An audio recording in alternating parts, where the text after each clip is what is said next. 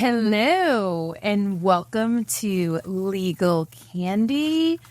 Ladies and gentlemen, I am your host, Attorney Candice Rojas Colucci, and I'm here with my co-host, MK. Hello. Hello. And we are diving back into the high-profile case that has been captivating public attention and stirred intense debate. The legal battles surrounding Sean Diddy Combs, also known as Brother Love, also known as P. Diddy. So let's listen to a little bit of his hits. Last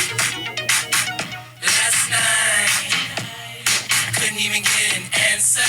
MK said I'm the only one playing his music. I tried to call, but pride wouldn't let me die.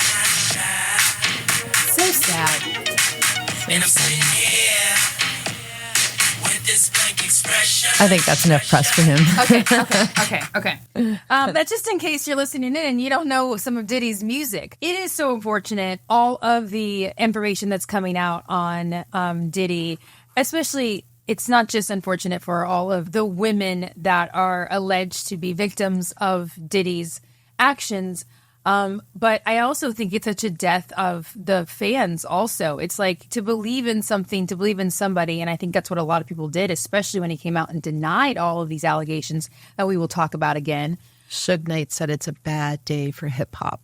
Bad day for hip-hop. Mm-hmm. And I think that comes down to people making the connection a lot of times that certain individuals who rise to fame in a certain area become these heroes and become the face of a movement, an organization. And then when those people start getting taken down at the top, that they represent something larger than themselves, and it becomes disappointing to what they're representing. So I think that's what Suge Knight, quoting Suge Knight shouldn't be where anyone's at this point in time. But as MK was saying, going through this, ripping through this apart, is that we're realizing that he doesn't have very many people left in his corner. No. And so we are on the heels of the most recent development in the issues with P. Diddy, which is a shocking new video that has emerged. And it allegedly is showing Diddy involved in a violent altercation with Cassandra Ventura. That was his ex-girlfriend, Cassie, in a hotel room. This footage, which has now gone viral, I honestly think I woke up this morning and everybody was sending me the video because we had been talking about him, but it paints a troubling photo, disturbing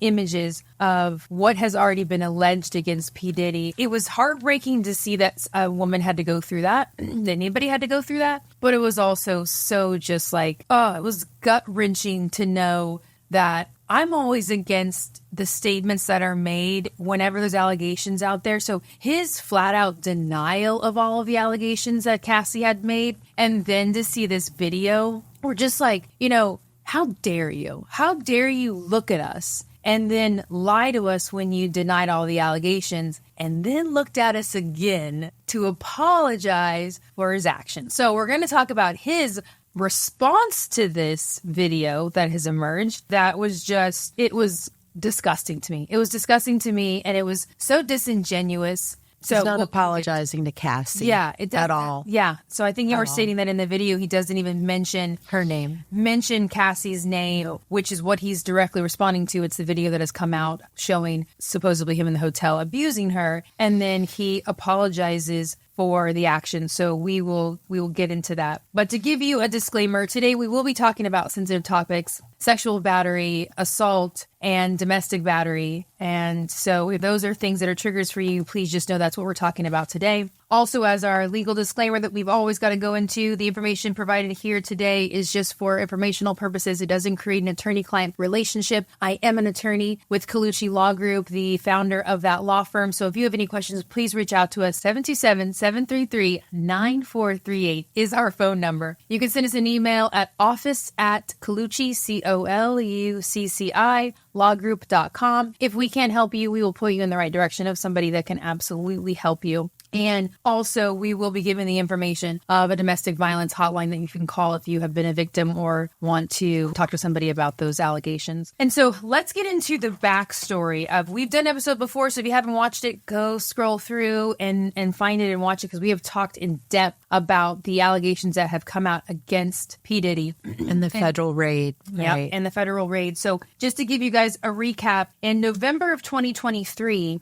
Cassie, who was a young and upcoming beautiful singer. Nice. Yeah, she was 19 years old when she started with Bad Boy Records and met P. Diddy and had her own little hit, Me and You. You don't want to hear me sing it, okay? So I should have just played it. Yeah. I've been waiting so long. Okay, great song back in the day. And so she doesn't really have much of a career. That song was like a one-hit wonder, but she spends the next, I think, 10 years of her life with P. Diddy on his arm at red carpet events, allegedly in this great love with P. Diddy. And now we find out afterwards, after their relationship has been over for a couple of years, she then, through a lawyer, files a 35-page complaint, a civil lawsuit against P. Diddy.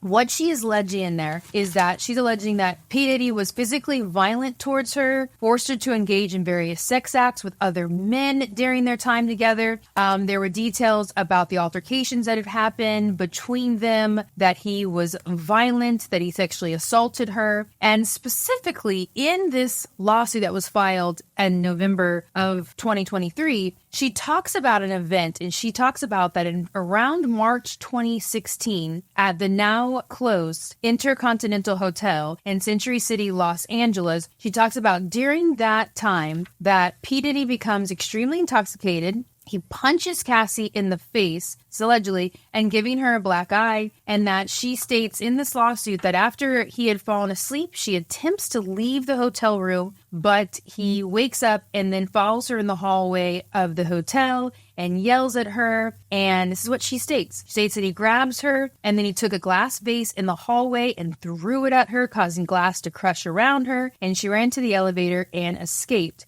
She also states that she gets into the elevator, and her complaint states that she took a cab to her apartment. And upon realizing that her running away would cause P. Diddy to be even more angry with her, she returned to the hotel with the intent of apologizing for running away from Diddy. And when she returned, hotel security urged her to go get back into the cab and go to her apartment, suggesting that they had seen the security footage showing P. Diddy beating her and throwing glass at her in the hotel hallway. The complaint alleges that P. Diddy paid the Intercontinental. This is what Cassie says, 2023, that P. Diddy pays the hotel, allegedly $50,000, for that security statement, for the security footage. And so those are part of her allegations. Her allegations continue to go on. And then if you guys recall, I think it was literally a day later after this lawsuit was filed, it goes viral. Everybody's talking about it. And then a day later, she enters a financial settlement with P. Diddy, and then she dismisses the lawsuit. So what we don't know is if she signed an NDA. Here is, I will tell you that it ended up being a very stark kind of movement after the Me Too movement, and people were entering these agreements. It used to be, as an attorneys, if somebody was entering an agreement during a lawsuit, it would always include a non-disclosure agreement. It would always say,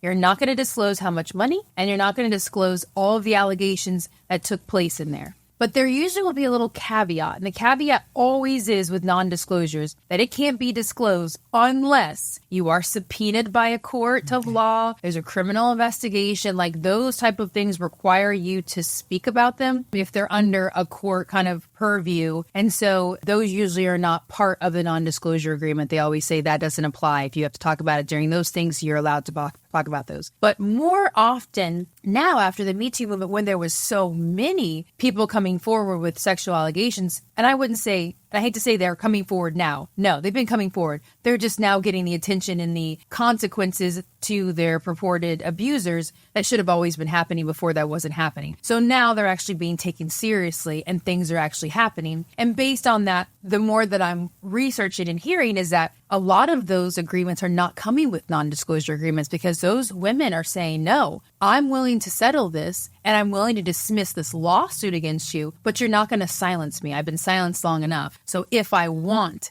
to speak about this again, I can. So there is a likelihood she's not under a non-disclosure agreement and that she does have the right to speak about these actions again if she wanted. So, and then we do know that she does make another statement just today. When was it her statement? Yes, it was. She makes it literally today. right before we started filming. She just has made a statement just very recently now in response to this video. So let's talk real quick about the paying $50,000 for the video. So Diddy, by all accounts, was very powerful. Very powerful. And that's because these industries create these leaders who, through strategic alliance, they control the market. And that was definitely where Diddy was. He was very high up, very well connected. He could make or break a star. And there is really no doubt to that, his ability, and it was very obvious. And now it's all coming out and people are listening to the things that kind of some people have been saying silently before. And we're seeing that he was extremely powerful. So I absolutely believe he paid for the footage. So after he was running out, he would have gone to the hotel and said, listen, I want a copy of this footage.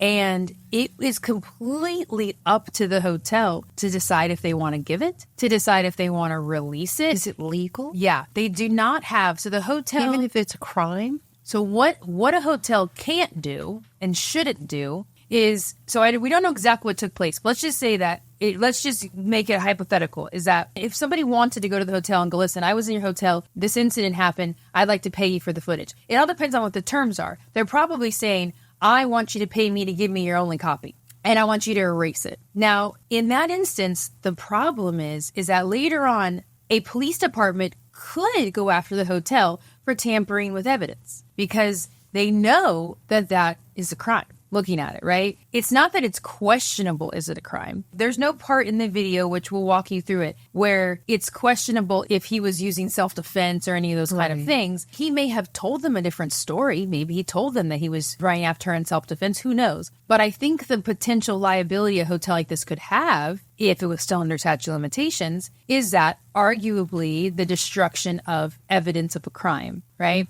So impeding an investigation, that's another charge. But that would be if they knew an investigation was happening and then they got rid of the video. So it all depends on what the terms were they agreed to. They may have agreed, we'll give you the video. The $50,000 is that we don't report a crime. They don't have an obligation to report a crime. They don't have to call. They're not mandatory reporters. Crimes happen in hotels all the time.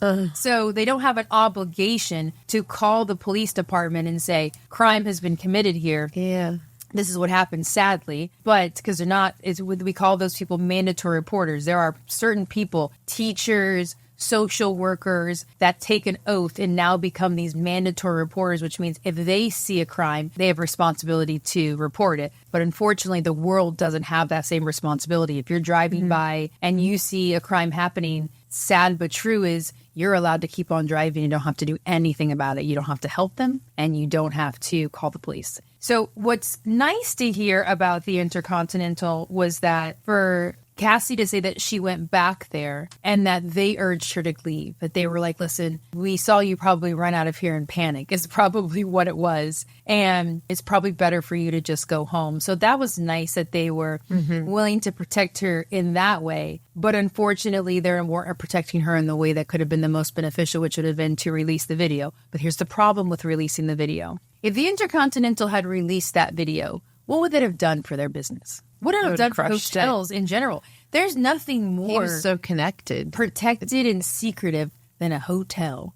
There are crimes that happen there all the time that are on videos. And until somebody comes with a subpoena to those hotels' doors, part of what a hotel's obligation is to keep secrecy to affairs. Could you imagine they started releasing videos of every couple that thing comes in, doing a scan and going, that's not his wife.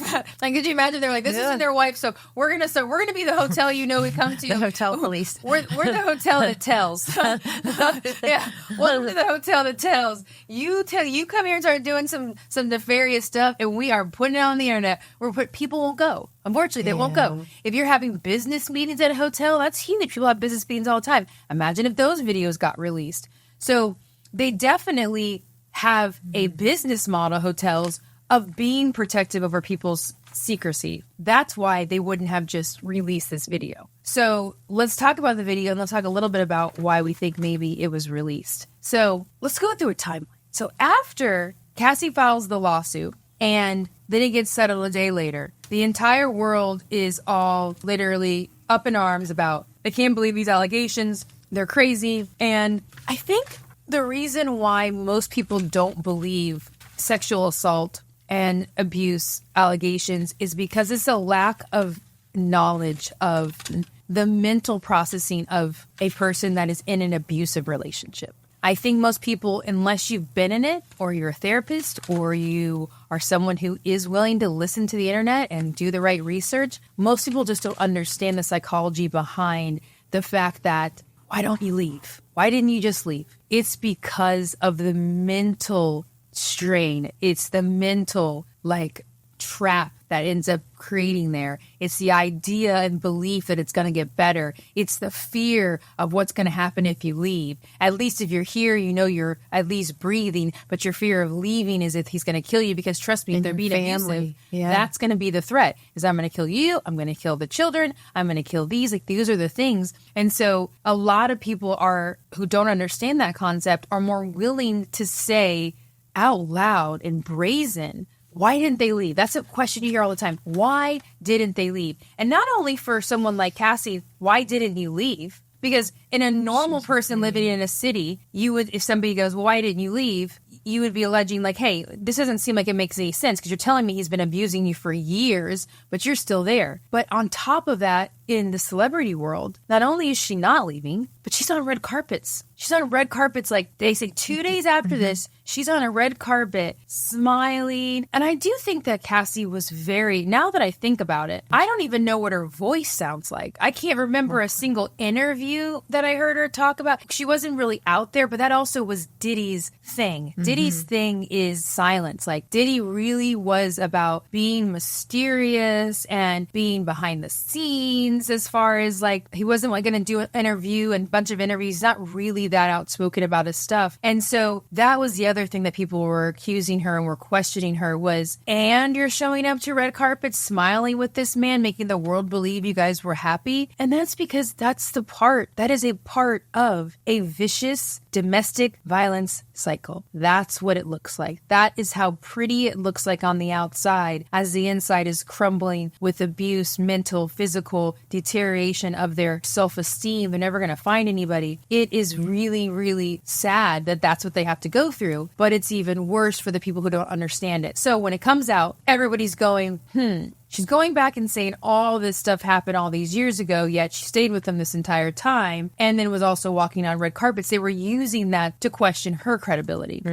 So here is the statement that eventually Diddy make after Cassie files he denies the lawsuit. When he says Diddy denied Ventura's allegations, calling them offensive and outrageous, and accused her of extortion.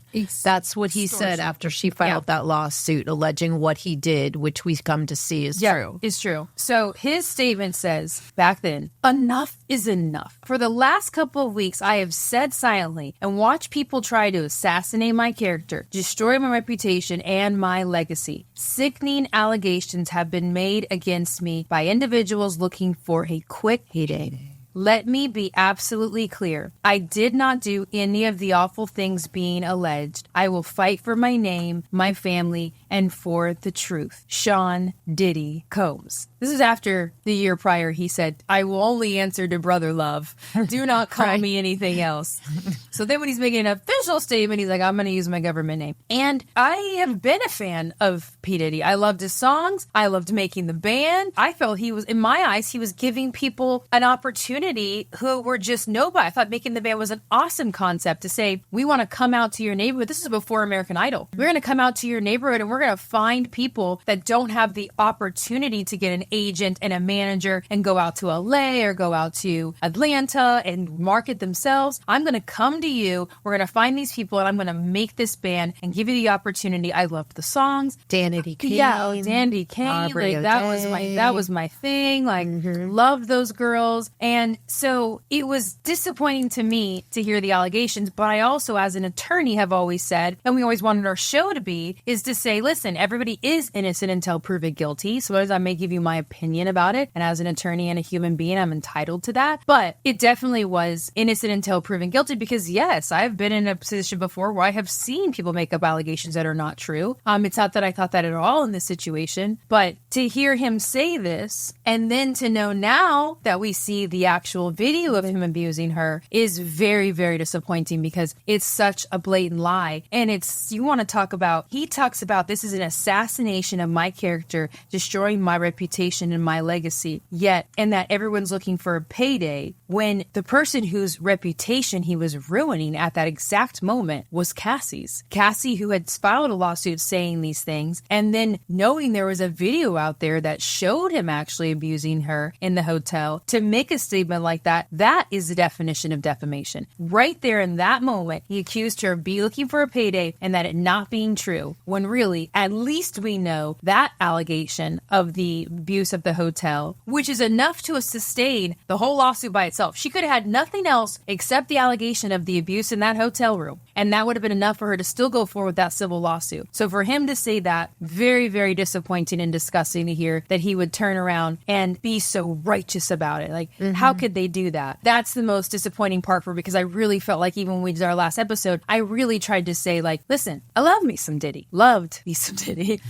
Yeah. And it's really sad to think that that's how far he would go. And the people who did try to either be neutral or even people who defended him. And now they're made to look like a fool because now we see a video that comes out, which is why as an attorney, I'm always saying, even my own clients, even statements where I have been asked to make statements in the news, all kinds of different things when I represented criminal clients, specifically criminal, where they're high profile. And I always say to them, listen, we are going to advocately, like, our job as advocates are going to be to unravel this, to get to the truth, to figure out what the facts are, to be able to present them to you in an organized fashion so we understand what's happening. And that's what I'm going to do. My client's statement is that he's innocent. I'm not going to stand up here and tell you that he is. That's not going to be me. I'm not going to say that. I'm going to tell you right now what I've determined so far from what I'm seeing, but I can't tell you I've seen it all. I don't have all the evidence. We don't have all the videos, but to stand up and so adamantly being like, none of it's true, this is all lies, is just, it's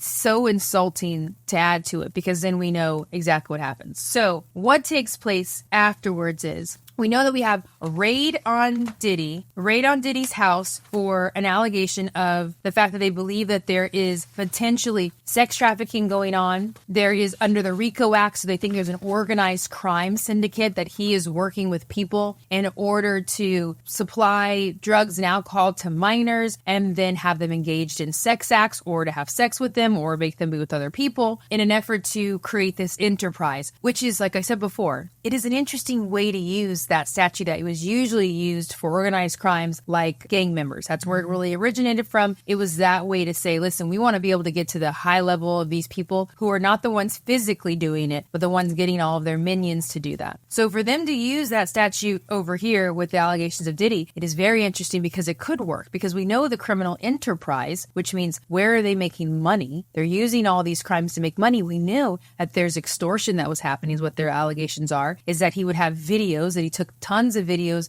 of celebrities that were engaged in these sex acts with these minors that they had given drugs and alcohol to, all the allegations, and that they were using that to extort people, to make people either play the music they wanted on their radio or not play other people's music because they were not signing with them. Like, that is, it's consequently could be considered the definitions of a RICO Act, which is very interesting to use it that way. It would, in my research, what I know, the first time we'd ever see a RICO Act being used in the music industry. country, right? So what ends up taking place after that, so his home gets raided. We've got no responses from that. It takes a while. We were talking about this before. The police department felt like they had probable cause that there may be been allegations. It came from his producer that we talked about, that lawsuit too, another lawsuit against Diddy that came Little Rod. the end of last year. Little Rod. He is the one who brings to light that he believes that he has all this footage of this organized crime and all of the sexual assault. So I believe with that is what gave them probable cause to now go into all of his home. So they took all the evidence. They have not made any decisions based on that we know of, at least as far as making any charges. And sometimes it does take a while.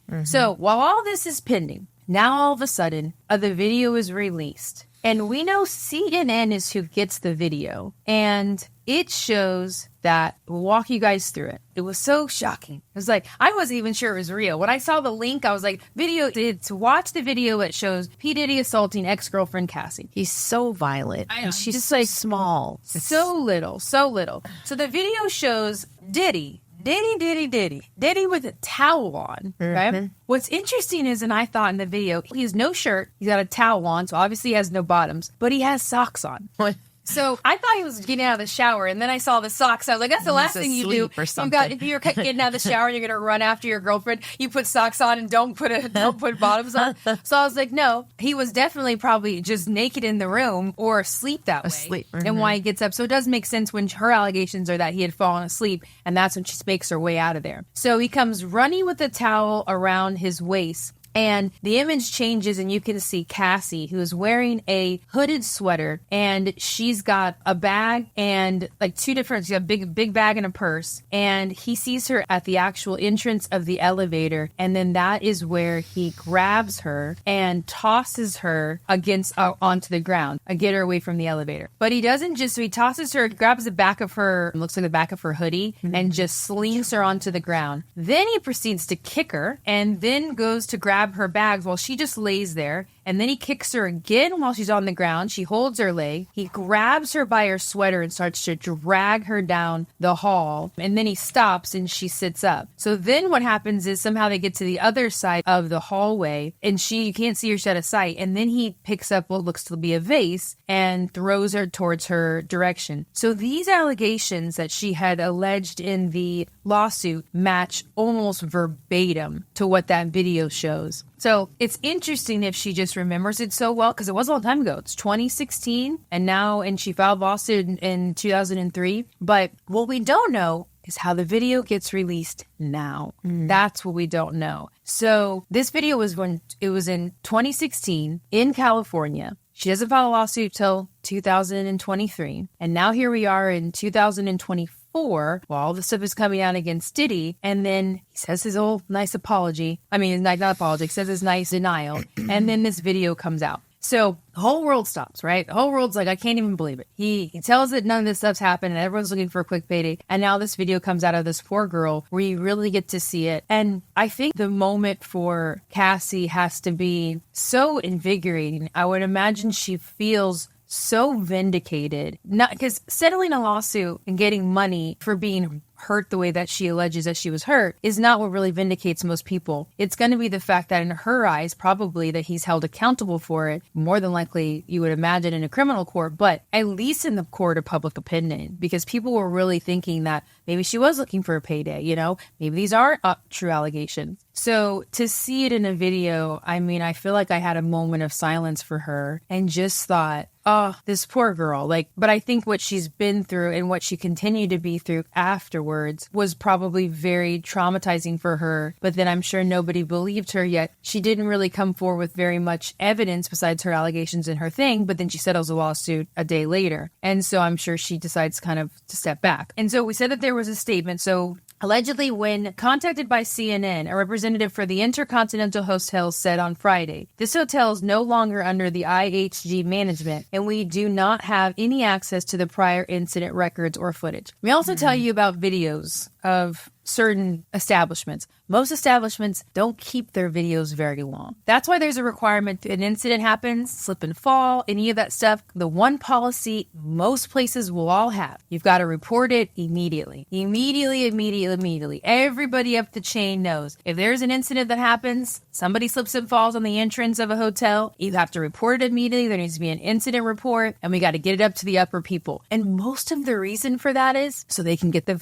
video footage of it. That's what they want. They want to make sure that they, as a company, save that video footage. And a lot of times, see if it benefits them. So they'll do a lot of times. See if it benefits them. Because doing civil litigation, being a trial attorney, there is so many times when, especially when I was doing business litigation, when you'll ask for videos and the answer always is, we don't have them. We don't have video. We have an automatic delete. There will be most companies have an automatic purge of their videos. 30 days, 15 days, they'll have something along those lines. Is that to protect them? It's to protect them. It's to protect them because if something happens and it's an incident like that and it's been reported timely, it's usually not the benefit of a hotel to have a video of it, right? Somebody slips and fall. Unless that person made up the fall and they never fell, then that's the only way a company's really going to benefit by having the video. Other than that, the video usually is going to be damaging and hurting them. If you have a business and somebody's asking you for the video, it's because they're suing you and they want that evidence to corroborate their story. It's not usually to absolve you of any liability. You're not going to find the video most of the time and go, well, we're not liable. Look at that. It usually is in the opposite direction. So most of the companies will have policies like that in order to save storage, especially back in the day. Now we've got arguments that it's easier to keep storage and all that stuff, but storage is expensive. Something like a hotel. I mean, that's a lot of cameras, a lot of storage, and there is a price to store things. But back in the day, there was a high price to store them. So most of these things had 3-day deletes, a week deletes, 30-day deletes. A lot of times we would see that. So it doesn't surprise me at all that they wouldn't have the records anymore, especially since now it's under new management. And so how does it get released now? And nobody knows. We don't know yet. But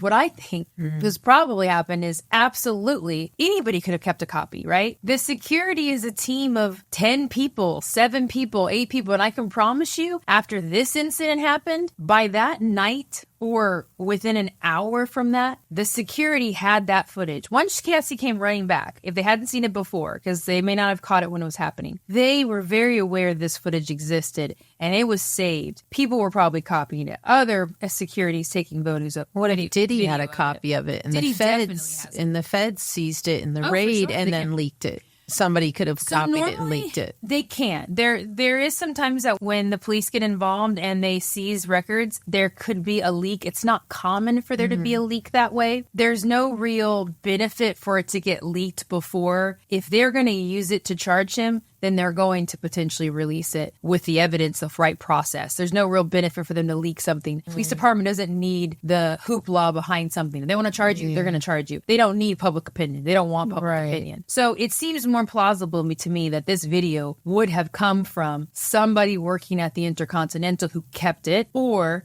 Diddy did purchase a copy of it. So we think he purchased a copy, or he paid them to not release it. That he maybe had it and somebody else around him got it, and that somebody else is leaking it. I really think it's leaked intentionally, given the fact that he has been so adamant about the denial. And I think somebody felt that this needed to come out with everything that was coming out right now and how often it was being questioned. Are these people telling the truth or not? So it kind of reminds me of like the anonymous hackers, you know, I've kind of a little obsession with them sometimes when they hack into stuff, or they're supposed to be doing it for the world's benefit. And they will release something like that because they believe that it needs to be done. So I felt like this was like a little bit of somebody going, I believe for the good of the world, I must release this. So that's also kind of like a little mysterious behind it. So based on that, the video comes out. And then 2 days later, I mean, in my opinion, I thought Diddy should just not say anything. I mean, or wait a very long time. I don't even know what you say, because you want to know what? I was trying to think, what would I have advised him as an attorney? Yeah.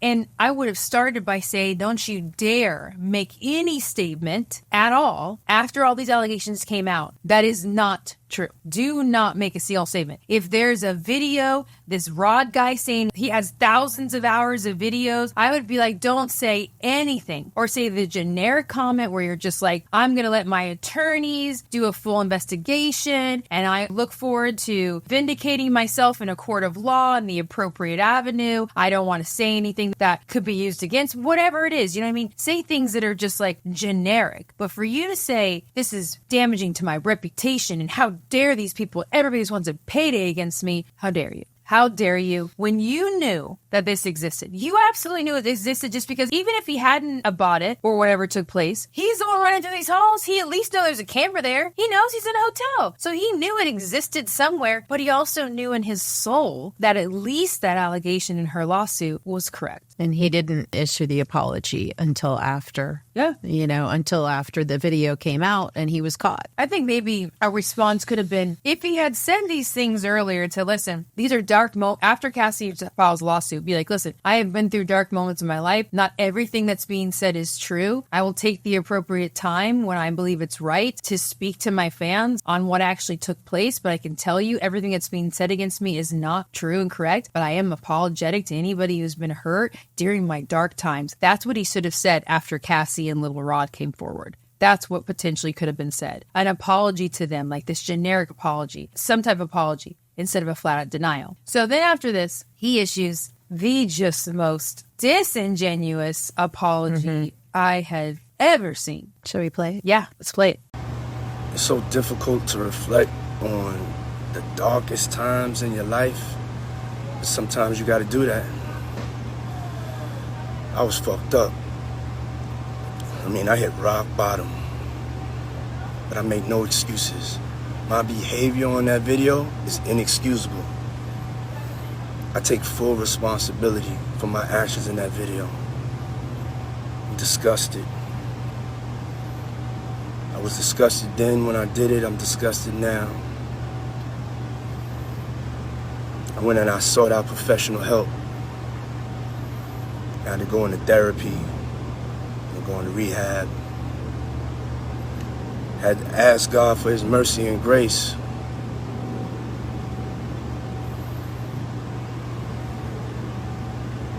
I'm so sorry.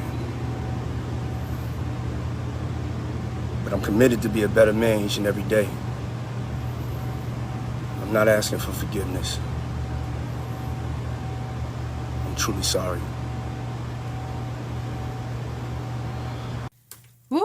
If he was so sorry, then why did he deny it so adamantly? That's really the most... There's clear, undeniable evidence, and he admits to it, too. That, to me, is the most just appalling part of the whole thing. If this was the statement that had come right after Cassie, where we don't really know what's been going on, all that stuff, and now she comes out and says this, and if this had been his response to it then, it would have gotten so much more weight. Yes, a lot of people are against somebody who apologizes once they're caught and all that stuff, but you could have seen this with more credibility and gone, okay, all right. I love it when he starts with, I make no excuses, but I'm about to make excuses. Yeah. I always say, someone goes, I've got no excuse, but I'm going to enumerate my excuses as we go through. Dark time, on drugs, alcohol, I've got problems, need therapy, going to therapy. And then I had to ask God for his mercy and grace. Bring God into it. Not asking for anyone else's. I'm not asking for Cassie's. Yeah. I'm not asking for any of these other women that I've been alleged. I'm not asking for my fans who may have believed me when I said this wasn't true, that I told you guys to turn around and look at this girl Cassie and to call her a gold digger, that how dare she attack my credibility and reputation. I'm not asking for your guys' mercy. Screw you guys. I've asked for God's mercy, and that should all be what matters. That trumps everything. Yeah, and I'm just like, I couldn't even believe it. And so I'm committed to being a better person. I'm not asking for forgiveness. I'm truly sorry. I'm like, what does that mean? I mean, it means you don't He's care. sorry he got exposed. Yeah, you're saying you're sorry, but you don't care if anybody forgives you because you're not asking for forgiveness. So which means you don't seem seem to care about it, because you shouldn't be asking for forgiveness at this point in time. You should be asking for forgiveness for the people who stood beside you, for the people who may have believed your words over Cassie's, because the world knew you, not Cassie, right? We know her from one song. Like I said before, I don't know her from a single interview. But Diddy, we've watched you for years. I've grown up to you. So if I had an opportunity to believe one person over the other, most people would have believed you. So you're not even asking for the forgiveness of the people who may have believed you and villainized Cassie. It just, to me, was so, and I think what most critics are saying is, it's too little, too late. And it's not about being too little, too late. It's too disingenuous. It's like, that's what it is. It's not at all. You were hoping that the video had never come out. And had the video never came out, you weren't going to say this. So thank God for whoever it is who released the video. I am a fan of videos. They can tell you I have fought for what I fought during the Black Lives Matter movement, was that I believe that all police officers should have body cams. I did not put the blame on all officers. I didn't put the blame on anybody. I said, listen, it's time for us not to fight about if there's discrimination or racism, or if you're targeting the African-American community. Let's stop fighting about it. We can go to the statistics and talk about it if you'd like, but either way, let's stop fighting about it. And what I marched for and what I stood up for was said, listen, let's stop arguing about it and let's all wear body cams. If all officers wore body cams, the world would be a different place. It would protect officers and it would protect the people. And then there wouldn't be this question, right? You wouldn't have to find the credibility of an officer over an individual person. And let me tell you, in a court of law, the credibility of an officer has way more weight than any individual person. And that's just the way the system works. So it's an unfair system in that regards. Body cams are the issue. So thank God for the camera. Thank God for the person who came forward and submitted this. And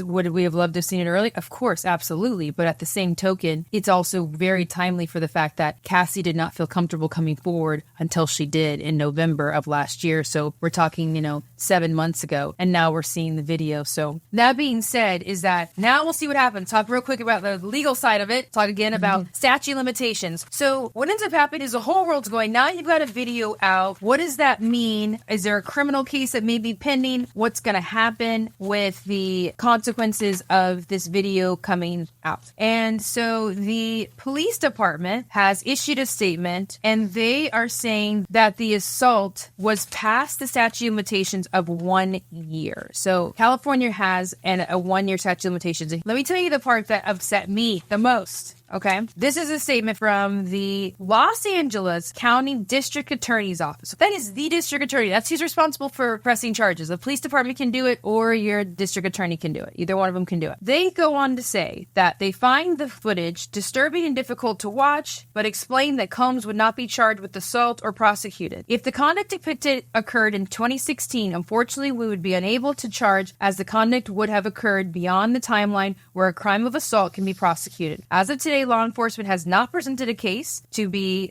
related to the attack depicted in the video against Mr. Combs, but we encourage anyone who has been a victim or witness of a crime to report it to law enforcement or reach out for support. Remember, guys, there's statute of limitations on these things. If you have been a victim, please talk to somebody. Please call a domestic abuse hotline, call the police department. The part that drives me the nuts about this is that they use the word assault. This is not an assault. This video shows a battery. That is what it is. So I do not know why the district attorney would issue a whole entire statement for the whole world to see and use the word assault. People use that word wrong. When you hear the word assault and battery, because usually they come together. Assault is the actual moment, usually before a battery, but it's when you're putting somebody in a reasonable apprehension of fear of being harmed. So that would be literally if you pointed a gun to someone and said, I'm going to shoot you, but you don't shoot them. That's an assault. You have now done an action to where you have put somebody in a reasonable apprehension of a fear coupled with the ability to do something. If he raised his fist to her. Yeah. But he didn't hit her. He had raised his fist and said, I'm about to hit you. And she gets scared and she flinches, but he doesn't hit her. That's an assault. Battery is the actual action when there is unwanted touch to somebody. That's a battery. So I'm very upset with the fact that they're using the word assault. Everybody uses that word and just goes, there's an assault. No. There's an assault or battery. Sometimes there's both of them and sometimes there's only one. But the battery part is what took place here. This was a battery. Absolutely. And it's technically several batteries, right? So he moves to a whole different area. He commits another battery by throwing something. Then he does, and I don't know if he hits her with the base, but that part could be an assault with a deadly weapon. That's what that is. So there could be an assault there, but trust me, the whole thing was based on a battery. So I couldn't believe they didn't use the word battery there because it's not an assault, and I took that personal. But the fact that they're in it 1 year is their statute of limitation. 1 year, guys. So please, if you've been the victim, come forward. We will try to work as a community to listen to victims the first time. Do you think they're going to revisit the statute based on some of this? Do you think they're going to like maybe change the statute? I know there's got to be pressure. I mean, they're always fighting statutes being extended under certain circumstances, and it's all been fought before. And it's because we really want people to encourage them to come forward for so many different reasons. That's what keeps evidence fresh. The ability to investigate is more accurate, but it also encourages people to come forward so that other people are not harmed afterwards, right? Because we know there's a pattern of behavior in these things. I think 1 year of a statute of limitations is very, very, very short. I do not think it should be 1 year. I do think statute of limitations have a value, but I do not think 1 year is one that would make sense. So that being said, we thank everybody for the opportunity to talk about this issue, and please join us next time on Legal Candy. If you have any questions, do you want to end with Cassie? Concerns? Do you want to play your song? Yes, we're going to Let's go out with Cassie. Me and you, age 19. Oh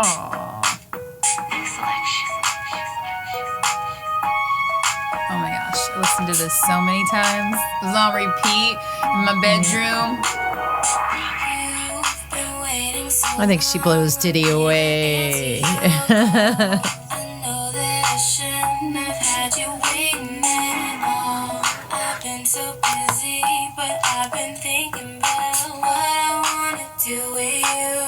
Okay. All right, Cassie, I hope you sleep well tonight. Thank you, guys.